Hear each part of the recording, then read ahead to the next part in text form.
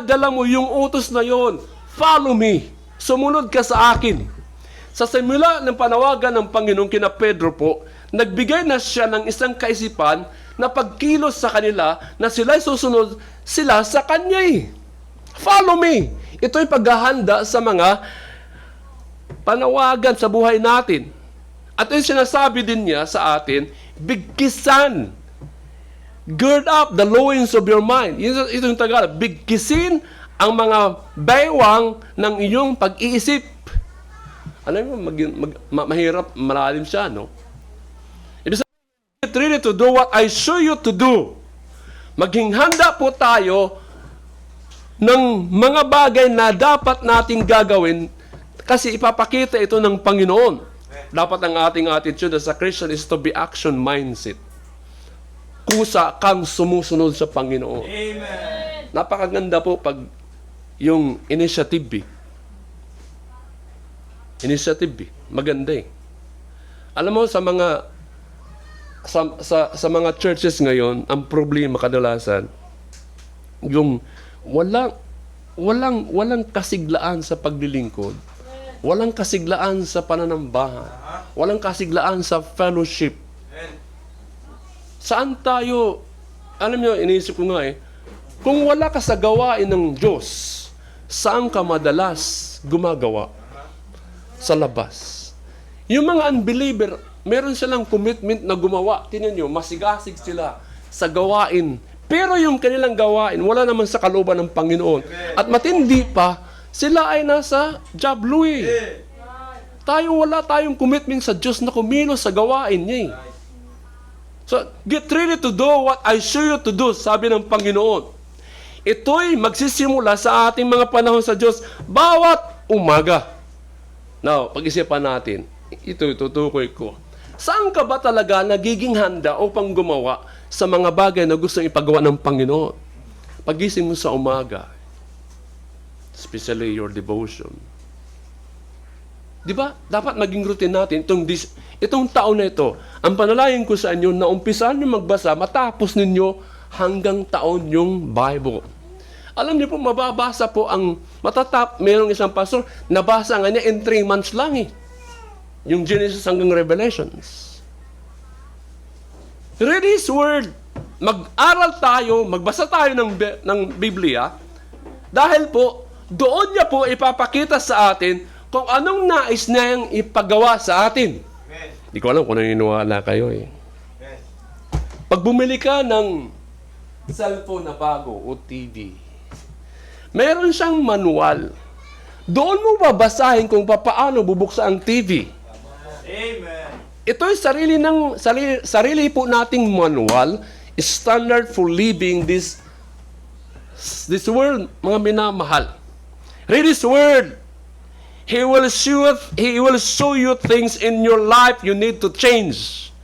Kasi pag nagbabasa tayo, dito po, pag bulay-bulayan natin, may mga gustong ipakausap sa iyo ng Panginoon para sa atin na pwede mong baguhin sa sarili mo. Amen. Nakakalungkot ang mga Kristiyano, once a week lang nagbabasa ng Biblia. Nakakalungkot. Ang technology, ang dami na. Pwedeng gawing Biblia, pwedeng balikan yung mensahe sa YouTube. Nakakalungkot, pag nagbabasa lang sila, wala nga sa oras eh. At least nagbabasa, yung bang, pag nagbasa tayo, dapat in quiet time. Ipinapakita natin dito talaga na meron kang desire na matuto sa kanyang mga salita. Dahil doon po niya ipapakita ang mga bagay na pwede mong baguhin sa mga buhay natin. Ipapakita sa iyo lahat ng klase ng mga bagay na kailangan mo, na dapat mong gawin. Ang punto ko dito, mga minamahal, bawat araw, habang nagbabasa tayo, you need to have an action mentality. Meron ka talagang ginagawa na desire para sa spiritual na bagay. Kasi huli na tayo ng jablo sa kapanahonan ngayon. Tingnan nyo, palagi din natin pinag-usapan, mga pastor, kung tayo bibigyan pa ng mga edad, Habang hindi pa dumarating ang Panginoon, panay na ang gera ngayon. May panahon, may bagong gera ngayon. Yung Yemen at saka Nito, binubombahan na nila yung rebelding mga Houthi. Amen? Bawat araw, magbasa ng Bible, bawat araw, pray. Kasi, dito po ipinapakita kung ano ang dapat nating gawin. Dito rin ipinapakita ng Panginoon kung paano tayo bigyan ng kaliwanagan na dapat nating gawin. Every day, when you read His Word, don't finish hanggat ikaw nagpray. Huwag mo lang tapusin hanggat ikaw nagpray at humiling ka sa Panginoon, God, what you want me to do sa araw na ito. Dapat meron kang desire na ganun. Hindi lang, gising na umaga, papasok sa school, kanya-kanya natin routine. Wala man lang, hindi man lang tayo nagagamit ng Diyos. Hindi ka man lang nagpray sa church, hindi ka naman nagpray sa kaibigan mo, classmate mo na ikaw makapag-witness sa kanya, ma-invite mo siya, mashiran mo siya. Yung mga kaibigan mo at mga relatives mo, hindi mo lang na-invite, hindi ka man lang nagpapakulit sa kanila, hindi ka man lang nagpapaalala sa kanila. Alam mo, yung nakakasalubong natin ng mga tao, pansinin mo sila, may kaluluwayan sila eh. Amen. At higit sa lahat tayo, magpalalaanan, mga kapatiran. Amen. Dapat huwag tayo ma-open pag na itinutuwid ka. Be ready to do what God shows in you, shows you in His Word. Kasi doon po malalaman kung anong dapat nating gawin at ipinapagawa ng Panginoon sa atin. Amen. Now, ayoko nang pahabain. There is tayo sa number 2. Dito ko pahabain. Sa verse 13, anong sunod doon? Gird up the loins of your mind. Anong sunod? Be sober. Sa Tagalog dito ay maging matalino. By taking life seriously. Now, mga minamahal, yung salita na yan ay sobra pong mag-iisip ka eh. Ito yung tinatawag na attitude of life. An attitude of life by taking things seriously. Alam nyo, hindi natin siniseryoso kung anong pagkakakilala natin ng mananampalataya. Hindi ka nagsiseryoso sa gawain ng Panginoon kung papaano mo pakitunguhan ang Panginoon through service. Hindi mo binibigyan ng pansin kung papaano talaga ang pagbabasa ng Bible. Hindi mo pinapansin yung talagang mga gawain sa Diyos. Alam mo, kapareho ito na verse sa 1 Thessalonians chapter 5 verse 6. Buksan natin sa 1 Thessalonians chapter 5 verse 6. Basta tayo ng Bible. Sa 1 Thessalonians chapter 5 verse 6. Yung be sober. Chapter 5 verse 6, the Bible says, ye are all, tama? Therefore, let us not sleep as do others, but let us watch and be sober. Sinasabi na dito, the Lord is about to come back. You know? Therefore, let us not sleep as do others, but let us watch and be sober. Kasi sa chapter 4 verse 16 hanggang 17, ito yung rapture. Pagbabalik ng ating Panginoon. Sinasabi dito ni Pablo sa mga tigat-taga Thessalonian, gumising na tayo. Huwag nang matulog. Sabi na doon, let us watch. Magmasid! Magkaroon ka ng pamumuhay na seriously na ikaw talaga ay concerned sa spiritual na bagay. He is saying the Lord is about to come back and be serious about that. Siya ay babalik. Hindi natin alam. Ang pagbalik ng Panginoon imminent. Kahit anong oras. Kahit ngayon, pwede siyang bumalik.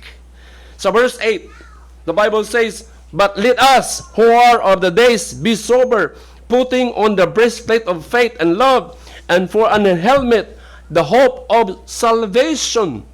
Sinasabi nila sa verse 8, kailangan natin magkaroon in a spiritual battle.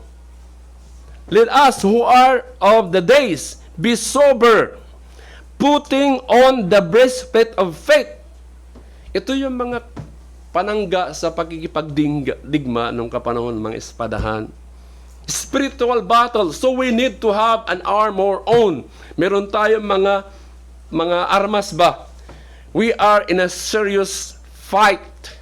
Hindi tayo nasa playground, nasa battleground tayo. 2 Timothy chapter 4. Basa ng Bible. Minsan ng mga Kristiyano, hindi nagbabasa sa kanilang bahay. Saan nagbabasa? Dito na lang sa church. Pagdating sa church, doon na may memorya, doon na nagbabasa. Naku, dodong. Wala na tayo talaga eh. Nakuha na tayo ng sanlibutan. 2 Timothy chapter 4, sa verse 4 and 5. And these shall turn away their ears from the truth, and shall be turned unto fables. But watch thou in all things, endure afflictions, do the work of an evangelist, make full proof of thy ministry. Sa verse, tama ba? Wala na. And these shall turn away their ears from the truth, and shall be turned unto fables. But watch thou in all things, endure afflictions, do the work of an evangelist, make full proof of thy ministry. Kasi merong ang gera eh, merong pakikipag-awayan ni. Ang mga Kristiyano ay dapat hindi tayo humihiwalay sa ating mga katuruan sa pananampalataya. Yung natutunan mo, ang tanong kasi, why you are a Baptist? Di ba naalala? Hindi ko alam kung nasunod kayo sa Baptist Day. Bakit tayo Baptist? Isa na ano ko doon kay Pastor. Baptist tayo sa practice. Baptist tayo sa pananampalataya, sa Bible King James Version. Bakit tayo Baptist Christian? Tayo yung mga Baptist sa practice, sa salita ng Panginoon. Amen. Isinasabuhay natin. Kasi ang mga panahon darating. Kaya sabi ni Paul kay Timothy, preach the word, be instant of season, out of season, reprove, rebuke, exhort with all long suffering, for the time will come. Huwag na manawa. When they will not endure sound doctrine, but after their own lust shall they heap to themselves teachers having itching ears.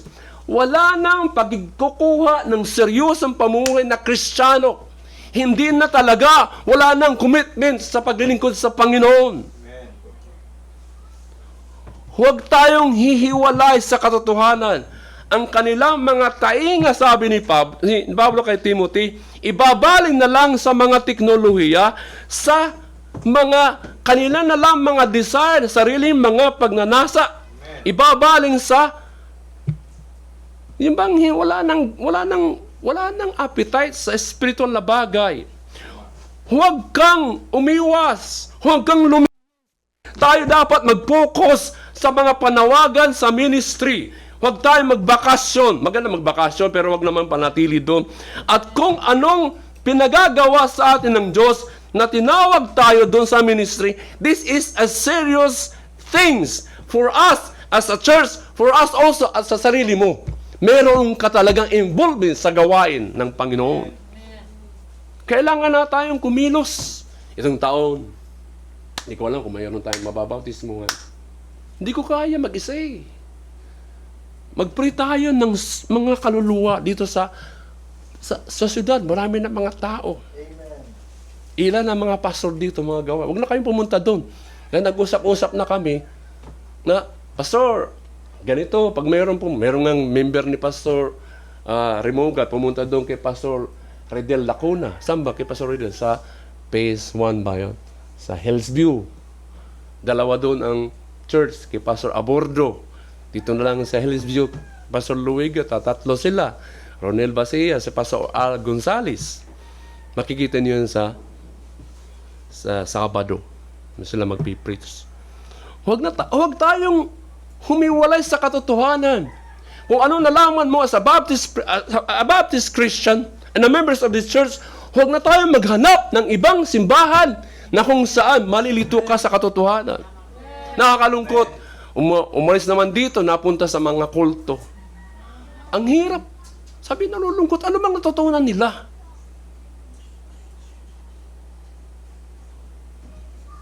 manalangin ka na palagi ka nag-church.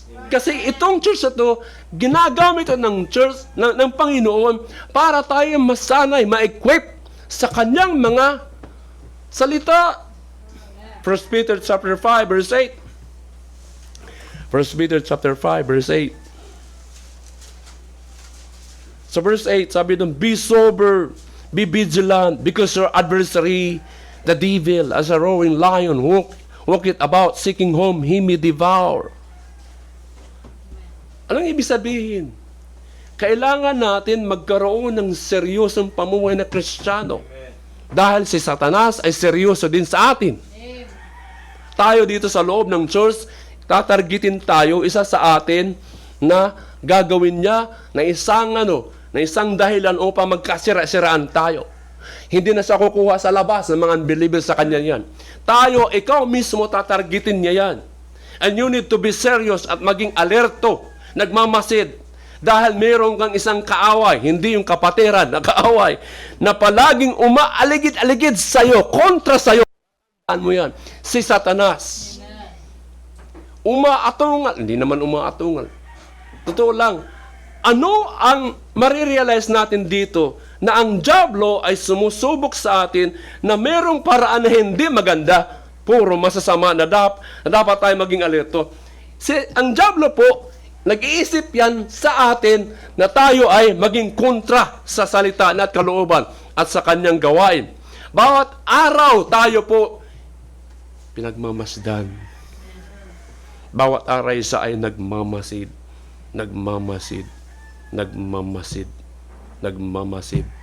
naghihintay ng pintuan ng pagkakataon na sunggaban ka at kunin ka. Kung wala ka pang kaalaman sa spiritual, sino ang mga kukunin? In-reshuffle ko na lang ito. Yung ating pamilya. Hindi natin alam kung member kayo dito ng pamilya, dapat buong pamilya sisimba kayo. Mga minamahal, yung people ka, kung ikaw matapat na yung people sa church, ang mga magulang mo hindi, rebukeun mo sila. Amen. Ikaw lang pa pwede makapag-rebuke sa kanila eh. Bilang pastor, nahihiya nga ako eh. Sabihin mo, ma, pa, di ba mga Kristiyano kayo? Isa kayo nagkakaroon ng encouragement sa kanila. Di ba alam mo ang Bible? Parehas naman tayo nagsisimba eh.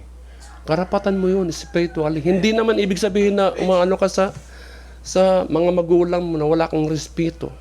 Totoo sa ibang bagay, respeto mo ng mga magulang. Pero in terms of spiritual things, pwede mo silang sawayin. Amen. Para sila mahiya. Bishop.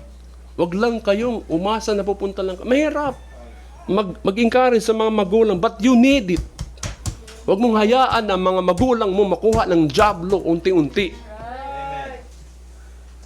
At tayo namang mga magulang, ang mga anak, hindi natin nadadala sa simbahan din. Yan yun. Andito lang kayo, mga anak. Pero mga magulang ninyo, hindi natin alam eh. Nasa gawain sila ng sanlibutan eh. Ikaw andito lang. Hindi mo ba ako concern? Ako iyak na iyak. Ako ang nanay ko, madala ko sa Panginoon. Dahil ang kaluluwa niya, pag namatay, sa impyerno siya kukunin. Pupunta doon eh. Tinitiis ko ang kanyang pag-uusig sa akin. Ang daming paraan na talagang hindi ako nagpaalam, magpabautismo. Pag nagsisimba ako, hindi ako nagpapaalam. Dinadala ko yung aking damit, doon ako nagbibihis sa church. Para makapagsimba lang. Kayo talaga naman, pasalamat kayo ng inyong mga magulang. Hindi yan mga unbeliever. Hindi kong alam kung mga unbeliever pa yan eh. Kayo mismo magsabi sa tatay, nanay, save ka ba? Christian, walang masama doon. Walang masama doon. Nung mamatay ang aking pinsan, yung nanay ng aking pinsan, nasa higaan na. Yun ay malaking influensya nung kabataan ko din. Yung babae na yun na pinsan ko, habang nasa higaan na lang. Kasi mamamatay na eh. Winitnessan niya eh. Winitisan niya eh. Sabi niya, Uncle Kano, yung aking nanay, hindi ko pinabayaan na mamatay, na gano'n na lang eh. Concern ako sa kanya eh. Umiyak ako sa harapan niya, nag-witness ako eh. Tingnan nyo. Kung hayaan natin yung mga magulang, kung tunay sila'y Kristiyano at born again, dapat mayroon silang desire to go to church. Amen. Oo. Kayo-kayo lang ang magkakaroon ng encouragement bawat isa. Dapat mayroon kang initiative. Huwag na antayin si Brother Jesus. Huwag mo na antayin si Pastor. Huwag na antayin yung aking asawa. Huwag mo na si Sister. Kayo na mismo doon mag-encouraging. Amen. Preach on. Mga anak din. Unti-unti sisirain ang mga buhay ninyo, mga young people. Amen. Nagmamasid sa ang diablo. Nag-aantay ng pagkakataon na masilo ka lang. Dahil pag nagkaroon siya ng pagkakataon, susunggaban ka agad. Susunggaban ka agad. At anong gagawin? Sasabihin, aking ka na ngayon. Yung mga young people, huwag tayong matuwa na wala na sila rito. Na umalis sila. At mayroon tayong concern na mga nag-aalisan din dito. At bilang pastor, nalulungkot ako. Di ba? Mayroong sa gospel, ang Panginoong Jesucristo, di ba yung kanta? 10 may sakit, pinagaling ni Jesus, ang isa ay bumalik, ang siya may umalis. Di ba? Nagpasalamat yung pumunta doon eh. Sabi naman ng Panginoon, nasaan yung siyam? Tingnan nyo. Pinagaling na tayo lahat sa kasalanan. Amen. Pero concern ang Panginoon sa sisiyam. Kasi yung isa lang na pinagaling, nagpasalamat doon. Di ba ang kanta nun? At siya ay bumalik at sinabi niya, salamat po, Diyos. Mahal niya ang siyam. Bilang pastor nyo, mahal ko kayo eh. Amen. Ipinagkatiwala kayo sa akin eh. At bilang pastor niyo, dapat magkaroon kayo ng pagsunod sa pastor. Amen. Dahil kung hindi kayo susunod sa pastor, sa man of God, hindi ko alam ang consequence din. Di ba sino ba yun? Si Elijah ba yun? O si Samuel? Na mayroong nagkukutya ng mga kabataan? Samuel ba yun? Sabi niya, kalbo. Pumunta ka na sa taas ng bundok, kalbo. Pinagkukutya, pinagbibiro-biroan. Anong nangyari? May lumabas na mga hayop. Yung mga, ang tawag doon? Oso. Pinaglalapa sila eh. Huwag kayong magkaroon ng man of God. Magkaroon kayo ng takot. Ako, isa lang naman akong, huwag kayong matakot sa akin, matakot sa kayo sa Diyos. Amen. Hindi ko hinihingi ang respeto ninyo. Pero, ang hinihingi ko sa inyo, yung maintindihan ninyo kung anong meron ako. Amen. Amen. Maunawaan ninyo kung anong meron tayong gawain din. Right. Amen. Kayong mga young people, ang pag-asa daw ng bayan, sabi ni Jose Rizal. Sabi naman ni Jessica Soho, ang mga kabataan ngayon, ang pag-asa ng bayan, hindi na. Salot na ng bayan. Dapat tayong mga mananampalataya na Christian. Tayo ang merong inaambag sa lipunan na good works. Meron tayong nasisiran. Di ba kanina sa Bible, sa school, ikaw mismo ang nag-i-encourage. Ikaw mismo ang may inaambag na kabutihan. Ikaw ang nakakakitaan sa inyong lugar na isa kang halimbawa. Ikaw ang nag-i-impluwensya. Ikaw ang nagsasalita ng mga bagay na magaganda. Ikaw ang nakakakitaan ng testimony sa mga kapitbahay at kaibigan yun na sila malalaman nila na ikaw ay isa na iba, Kristiyano ka pala. Amen. Ang ganda ng patutuo mo. Huwag namang dawa marinig sa mga kaibigan mo at mga kabahay, Kristiyano ka pala, ba't hindi man tagal-tagal mo, hindi mo siya sabi sa amin? Alam nyo, dito halos kilala ako sa phase 1. Kanina nga magpapaprint ako. Napahiya tuloy ako eh. Parang nagpaliwanag ako, pati siya eh. Pastor, dapat i-prepared mo na yan kahapon pa. Prepared na to, wala lang kaming printer. Ngayon nagmamadali ka. Okay lang naman ate. Binibigay ko lang naman sa iyo paano doon yung papaprint ko. Parang iba-ibang galingan niya. Sabi niya, hindi ako humahawak ng cellphone na hindi sa akin. Hindi naman. Why not? Ipinapahintulot naman sa iyo na hawakan at pinutun mo. Sabi ko, discretion mo naman yan. Okay lang yon. Pero sa mga bagay na ganito, ako naman talaga ay busy. Ang availability ko ay hindi naman talaga yung sinasabi mong dapat maaga. Ikaw, sabi ko, nadidisiplina ba natin yung ganyang aga-aga? Minsan hindi eh. Yung mga estudyante nagmamadali dahil deadline na, due date na, di ba? Hindi natin na-perfect yun eh. Amen. Dapat, ako sabi ko nga, ay, pasensya na po ate. Ina-admit ko talaga yung aking kahinaan din. Anong ka, ate? Anong sekta ka? Catholic. Ako din, sabi nagbabasa. Nag-witness na ako, tuloy-tuloy nag-witness na ako. Salvation talaga. Sabi ko, ate, by next time siguro kung if you are willing, makapag-share ako sa inyo. Dapat tayo lahat ay magandang ating patotoo. Minsan bumabati sa akin dyan sa Pasanawa kahit, Pastor John, sino yun? Di ko naman kilala eh. Yung mga kabataan, uhugin natin noon. Sabi nga sa akin, sinamahan kasi ako doon. Pastor, halika samahan kita doon sa printer. Pastor, di ako makapagsimbay. Punta ka. Dati yan dito, mga uhugin, simbay. See? Kukunin ng jablo ang mga yung people. At ako malulungkot eh. Kung nakikita nyo sa labas, encourage nyo. Saan nagmamasid ang jablo? Sa pamilya natin, sa mga kabataan. Yung patotoo mo, sisirain yan ng jablo kung hindi mo ayusin. At hindi lang, nagmamasid ang jablo at naghihintay lang pagkakataon na sirain ng church mismo. Amen.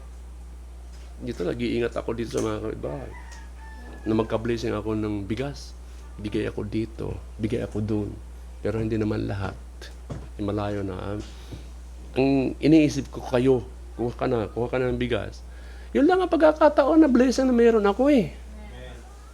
Mga minamahal. Ingatan natin ang church. Mahalin mo ang church. Hindi ka dito na aksidente na napunta ka lang, naging isang member. Huwag kayong mahiya, huwag tayong magkahiyaan. Hindi naman lahat tayo talaga dito ay matured eh. Kung meron ng kahinaan na nahiya, huwag ka mahiya. Magkaroon tayo ng accommodate na itrato natin bawat isa na balang araw, ikaw ay mabubuwag din eh. Hindi ibig sabihin na ako'y pastor, hindi na ako magkakasala. No! Maraming pastor na nagkakasala at sila'y nag-resign sa pagiging pastor. Sa Mindanao nga, pastor siya, yung assistant pastor, kulong sila. Sa Cagayan de Oro. Kaya malungkot kami. Din yun ang aming testimony. Kulong sila as in. Nang ginawa. Pinatay niya yung isang babae. Pinapatay niya. Pati yung assistant pastor, kulong. Ikilala namin, nakikita namin, speaker. Sabi ko, pray tayo mga pastor. Hindi ibig sabihin mga man of God na tayo, hindi na tayo mabubuwag. Ikaw pa kaya? Kahit nga si King David, sino pa? Si Abraham. Si Abraham pinangakuan ng anak upang dumami yung kanyang pamilya at maging bansa ng mga tao. Sa hindi sila naghintay sa Panginoon, nabibigyan sila ng anak. Saan sila nagkasala? Si Hagar. Sinipingan niya eh. Imbis hindi siya nag-antay, agad niyang sinipingan. Ngayon, andyan ang mga Muslim. malaking dagok yan bilang tayo mga Kristiyano. Sabi ni Pastor Abante, huwag nating hayaan maging Muslim. Amen. Dapat tayo dumami mga Kristiyano. Kasi malaking sagabal ang mga Muslim. Mahal natin ang mga Muslim nating kaaway. Kailangan natin mag-share sa kanila. Sa ang church natin, pakamahalin mo. Ito yung tahanan mo. Pangalawa mong tahanan. Spiritually. At dapat maging matapang ka, mamuhay na bilang mga Kristiyano. Needed not to be ashamed. See? Be not ashamed to share the gospel. Kasi pag nahiya ka, ikakahiya tayo sa harapan ng Ama, ng ating Panginoon. Huwag kang mag-isip na hindi ito mangyayari sa'yo. Anumang araw sa mga buhay pwede mangyari dahil ang dyablo siya'y nagmamasid sa atin. Kahit sino pwede niyang kunin at sirain. At hindi lang sirain ang patotoo natin, patayin din tayo talagang mamamatay. See? So, palaging naandyan si Satan. Naandyan sa palagi. Buhay siya, hindi natutulog. Nagtatago, palihim. Siya'y palaging handa. Kaya, we have to be always ready also. Huwag tayong patulog-tulog na mga mananampalataya. Be aware. Hindi mo dapat ma-miss ang panahon, yung time sa pakikipag-fellowship sa Diyos. Sa umaga at sa labas. At kahit na lalabas ka sa sanlibutan dito pag lumabas ka sa pintuan, huwag po tayo magkaroon po na paglabas sa bahay natin na hindi handa, na walang armas. Dapat maging on fire ka sa gawain. Huwag po tayong maging lazy na di nagbabantay sa buhay natin spiritually. Minsan magkaroon ka ng yung discerning. Be aware. You've got to be sober. Realize ng buhay ay hindi laro. Lahat ay hindi kasiyahan. Na magkaroon ka lang ng had fun sa buhay na ito. Life is a war. Pakikipagdigma, life has eternal consequences. Kung ano ang itinatanim mo ngayon, aanihin mo balang araw. Amen. Diba? Sabi ng Bible, be not mocked. God is not mocked. Hindi mo malilibak, hindi malilinlang. Whatsoever a man soweth, he shall also reap. Mag-aani ka eh. Amen. Kung hindi ka mag-aaral ng mabuti ngayon, aanihin mo yan eh. Amen. Pupulutin ka sa kangkungan. Wala namang masama, mag-aaral ka ng TESDA. Marami mga nag-graduate sa TESDA, nagkakapag-abroad, babae, lalaki. Kung ayaw mo, mag-aaral ng degree, diba? Ayaw mong umupo ng nasa aircon, diba? Ito yung, sir, ito yung pipirmahan mo. Ang galing. Secretary, patimpla nga ng kape. Oh, yes. Pati yung sandwich. Ay, yan ang inaambisyon ko nun. Diba? Ay, Dodong. You've got to be sober. Ma-realize natin ang buhay, hindi laro-laro lang. Amen. Be serious na kunin mo yung buhay na Kristiyano seriously. At ang mga desisyon natin at mga action natin na gagawin mo sa buhay na ito ay sobra pong napakahalaga. It means you take life seriously. Kaya sabi ni Pedro, be sober. Maging matalino naman tayo. Kasi tayo mga Kristiyano talaga, mga matatalino, di ba? Di ba? Redeeming the time because the days are evil. Panghuli na. Amen? Paano ba tayo mamuhay? By hoping in Jesus, di ba? Sa ating text. Sa 1 Peter chapter 1 verse 13. Wherefore gird up the loins of your mind, be sober, panghuli, and hope to the end for the grace that is to be brought unto you at the revelation of Jesus Christ. Ano sinasabi dito ni Pedro? Naiintindihan yun, sinasabi niya, umasa sa katapusan para sa kanyang sa biyaya that is to be brought na meron talagang pupunta dito sa lupa. yung pagbabalik ng ating Panginoon. Diba sabi, that is to be brought unto you sa atin at the revelation. Yung kapahayagan ng pagbabalik ni Jesucristo. Ito yung inaasahan natin, the second coming. Kaya, by hoping in Jesus Christ, dapat abangan natin yun. Yan lang. Alam niyo mga minamahal, the Bible says here, makinig po tayo, Jesus is coming back soon. Babalik siya. At meron ba tayong aware na pagmamasid ng ganon? Pag siya'y dumating, anong mangyayari? Tatanggap tayo lahat ng mga bagay sa Kanyang ipinangako sa atin nang walang kulang. Amen. Tatanggap tayo ng reward na mga pangako niya sa atin in full. Lahat ng pagpapagal mo, kung nagpapagal ka, lahat ng pagpapagal mo, pagsasakripisyo mo, sa pagsisimba, sa pag-aawit, in soul winning, to encourage the brethren also. Lahat ng mga yan na ginagawa mo at ginawa mo na, ay mababayaran yan. Amen. Hindi na mo naiisip. Ating ginagawa, hindi yan sayang. Kaya yung ating anniversary, your labor as an interpolin is not in vain in the Lord.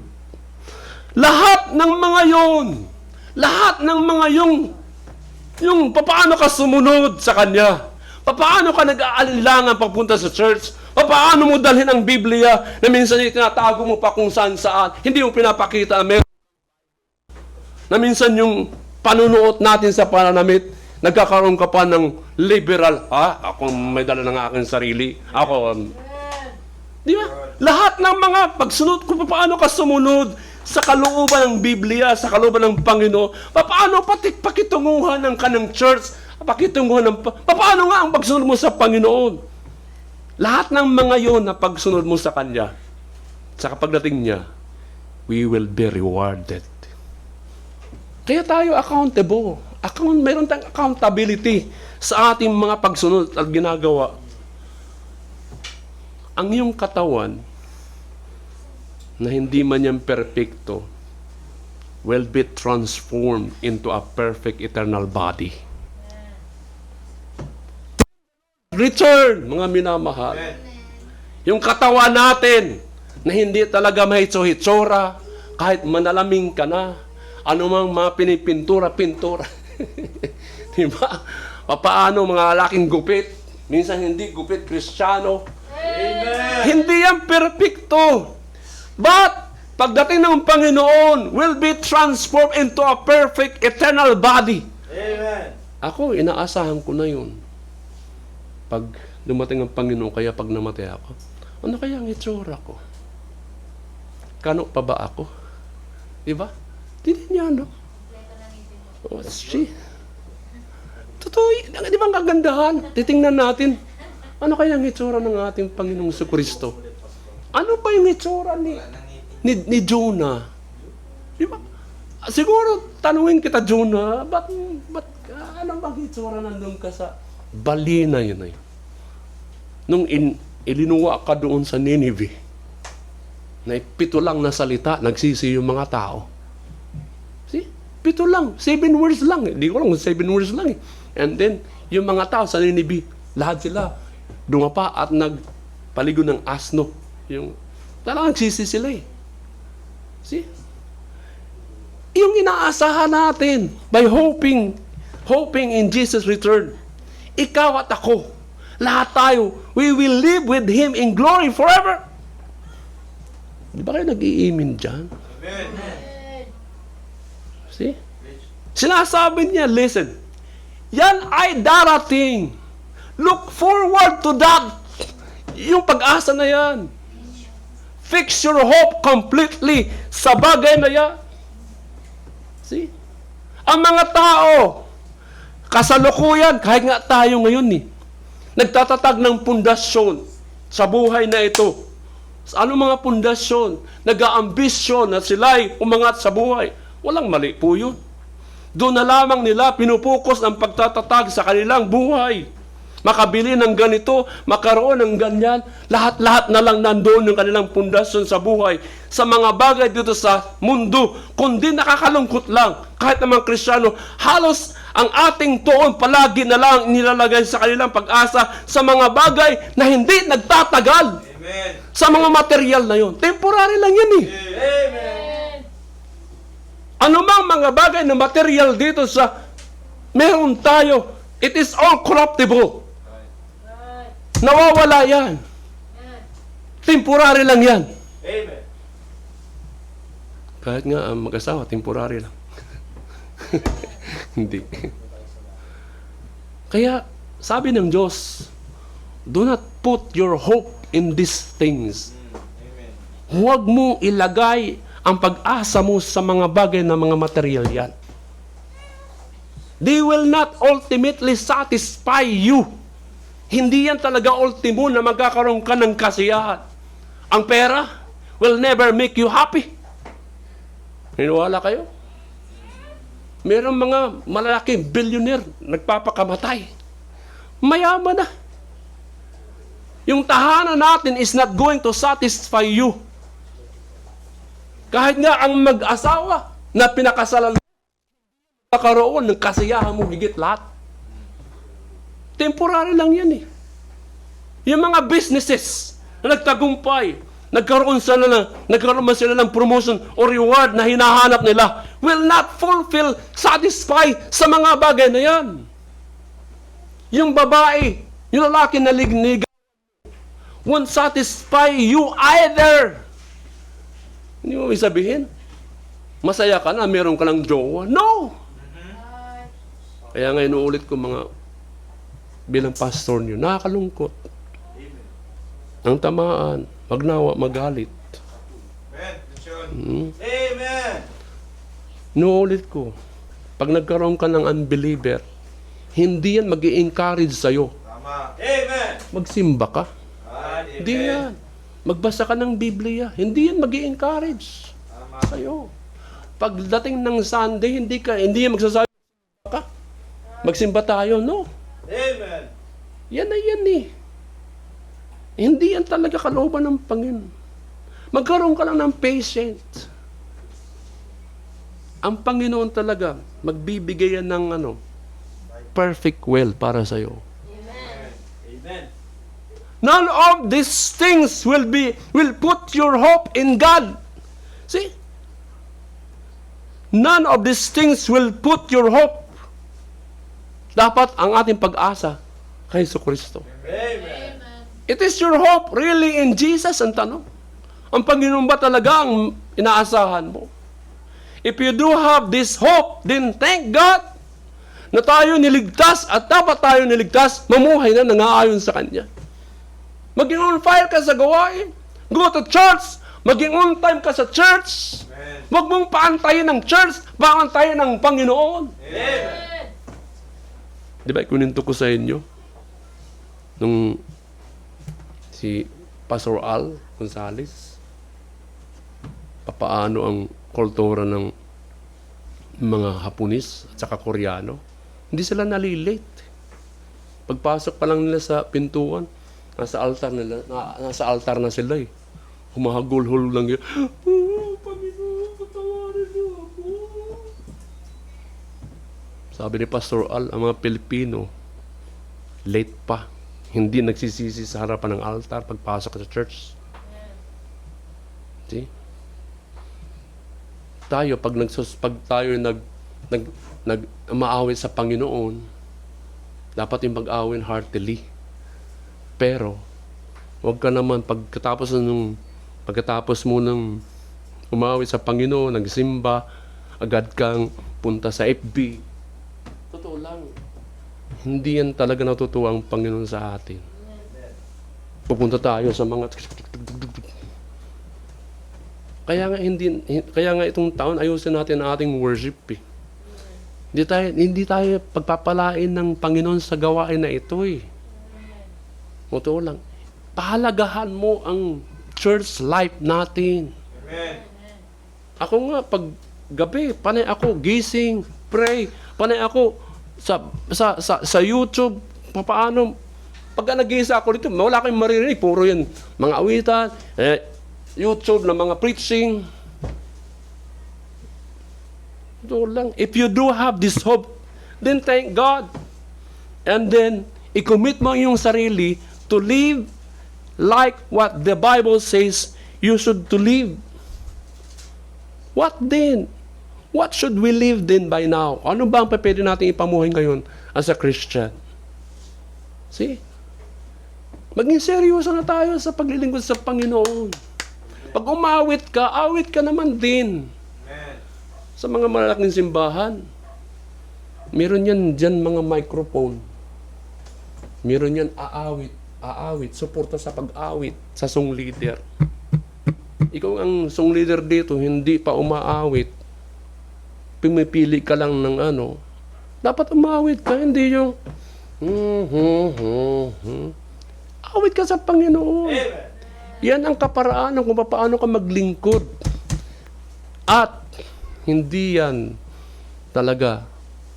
Mapapansin yan ng Panginoon eh. At mayroong consequence dun eh. Kung paano ka mag-worship sa Panginoon. Individual tayo nag-worship, ba't dito tayo nagtitipon-tipon? Pero individual tayo kung paano ka mag-worship sa Panginoon. Kung paano umawit. Di naman tayo mga charismatic dito na. Diba? Pagpapawisan ka dito kahit may aircon. See? Commit yourself to live like what the Bible says you should live. Ngayon, ano bang mga bagay na gusto mong ibigay sa Panginoon? Tayo lahat tumayo. Tayo manalangin. Dakilang Ama, Ikaw na po nakakaalam sa amin kung paano kami mamuhay na bilang buhay at saved person. Tulungan niyo kami makita ang aming mga kahinaan. Bigyan mo kami ng kaliwanagan. Amin na mahal. Mga kapatid, kukunin ko ang pagkakataon sa sarili mo. Please, kung ang mensahe man yan para sa iyo, do not hesitate to come to the altar. Ang altar bukas. Ito yung pagkakataon na bigyan mo ng pagkakataon na kausapin ng Diyos. At kailangan magkaroon tayo ng commitment. Kung ano man yun, hindi yan itatanggi ng ating Panginoon. Come on, Christian. Ito yung pagkakataon. Once again. Ang Diyos po seryoso. Hindi siya nakikipagbiro sa atin. Magkaroon tayo ng isang pagkukumit sa Panginoon. Dakilang Ama, ito po sa inyong harapan. Tulungan mo ako na hindi ko binabaliwala ang aking pagiging Kristiyano sa aking patotoo sa buhay na ito. Sa church, sa mga kaibigan, sa aming pamilya man. Dakilang Ama,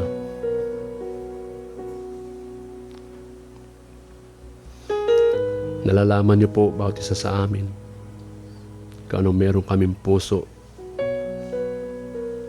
yung desire namin, papaano ka namin paglingkuran. Salamat sa mga salita niyo po, nagbibigay sa amin ng paalala. Yes, Lord, para sa akin yun. Tulungan mo ako na mayroong pagbabago sa buhay ko. Tuloy ang aking pagbabago, maging matured ako. Tulungan niyo ako, Ama. Nilapit ko mga kapatiran na kami po magkaroon po ng pagmamahal ng bawat isa. Magpanalangin ng kami. Nilapit ko sila, bawat pamilya, mayang people, Ama. Papaano kami mamuhay ng maayos. Lahat ng ito, pinapanalangin ko sa pangalan ng Panginoong Hesus. Lahat magsasabing, Amen. Maupo na po tayo, Amen. 10 minutes, Amen. Maupo lang tayo. Magkakaroon tayo ng parapol. Ma'am, meron pa bang bigas dito? Kung sinong nais ng bigas?